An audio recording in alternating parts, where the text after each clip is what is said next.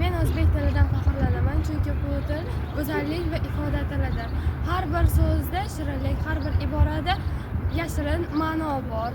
Men o'zbek tilimdan kuch-quvvat va ilhom olaman. Men faxr bilan ayta olamanki, men o'zbek tilida so'zlayman. Men o'zbek tilidan faxrlanaman, chunki bu til mehr va samimiyat tili. Har bir so'zda yurak ohangi xalqimning mehribonligi bor. Men bu tilda kuylarman, orzu qilaman va sevarman. Ona tilim bu men uchun faxr, baxt va g'urur manbai. Men o'zbek tilidan faxrlanaman, chunki bu til yuragimga eng yaqin ohang, har bir so'zi mehr va sadoqatga to'la.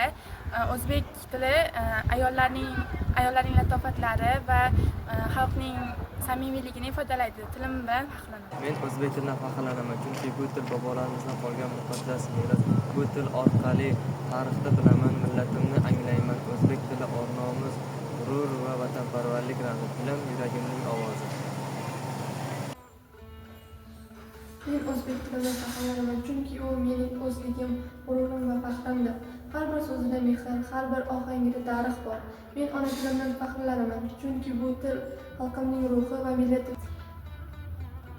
Men o'zbek tilidan faxrlanaman, chunki bu til osmonimdek keng, quyoshimdek nurli. O'zbek tili menga go'zallikni qadrlashni o'rgatadi. Tilim mening yulduzimdek bor. Men o'zbek tilidan faxrlanaman, chunki bu til tarixiy meros, milliy iftixorimizdir. O'zbek tili g'ururim, faxrim, hayotimning mazmunidir.